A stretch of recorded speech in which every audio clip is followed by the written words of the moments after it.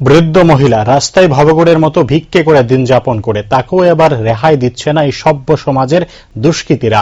শনিবার রাজধানীর প্রাণকেন্দ্র কামানচৌমুহনীস্থিত স্বস্তি মার্কেটের আইসিআইসিআই ব্যাংক সংলগ্ন এলাকা থেকে এক বৃদ্ধাকে উদ্ধার করে কিছু দায়িত্ববান যুবক। বৃদ্ধার নাম প্রভাতী সাহা, বয়স আনুমানিক ৮০।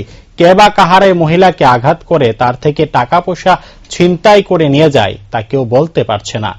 বৃদ্ধ মহিলা রাস্তায় ভবঘুরের মতো ভিক্ষে করে দিন যাপন করে, তাকেও এবারে রেহাই দিচ্ছে না এই সভ্য সমাজের দুষ্কৃতীরা।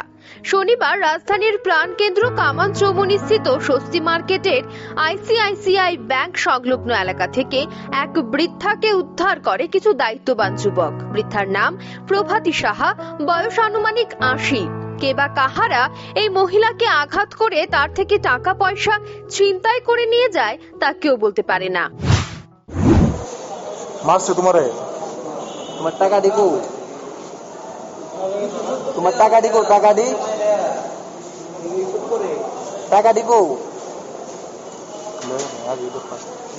তোমার কাছে টাকা ছিল, টাকা আসলো, টাকা আসলো আছে, কত টাকা আসলো? এটা আমাকে তোর টাকা আসলো, কত টাকা আসলো? আস্তে আস্তে করে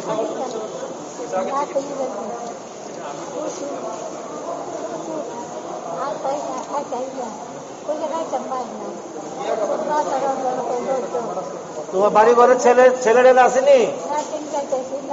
নাতির বাড়ি কোন জায়গা? নাতির বাড়ি কোন জায়গা? কোন জায়গা নাতির বাড়ি?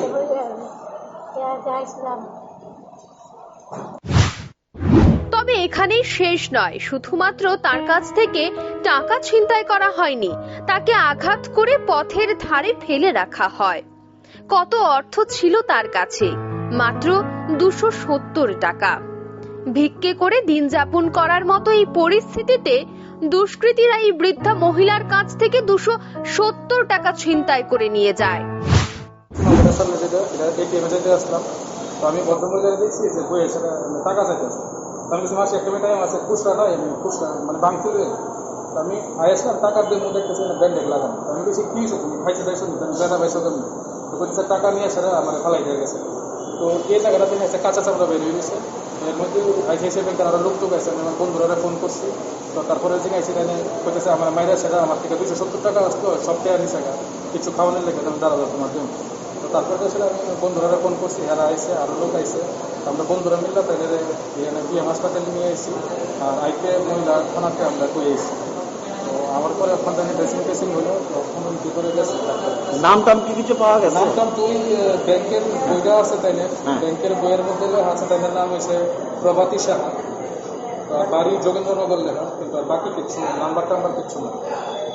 এখন আপনারা কি করবেন ওনাকে? এখন আমরা চেষ্টা করতেছি কোনো জন এনজিও বা কোনো সংস্থানে তাদের আজকে দেওয়া যাবেন যায়, কারণ যেমন একজন মহিলা তাদের বয়স ৮০-র উপরে হইবে, তাই না কথাও বলে আমাদের দাঁড়াইতে পারতেছে না, এক জায়গাতে বয়ে দিয়েছে, হাঁটুতে ব্যথা।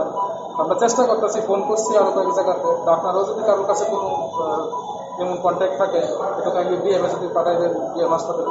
কি মনে হয় যে এরকম ভোর দুপুরবেলা বিকেলবেলা একটা এরকম ঘটনা? এটা তো নর্মাল কোনো মানুষ, তখন এটা ড্রাগ এডিক্ট বা এমন নেশা করে সেটা মানুষ তো আর কেউ এমন ৮০ বছরের মানুষের সাবিদা মায়েরা টাকা নিতে পারে, তাও ২৭০ টাকা।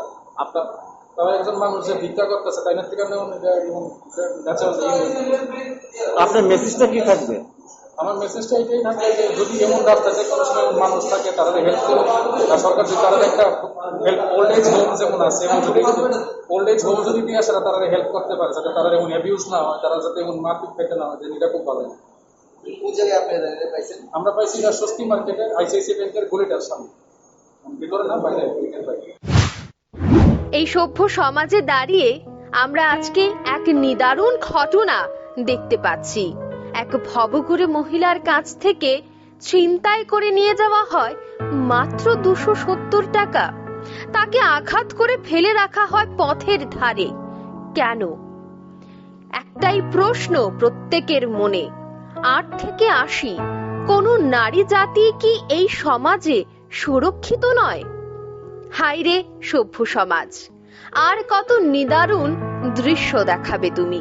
নিজস্ব প্রতিনিধির রিপোর্ট, রাইজিং ত্রিপুরা।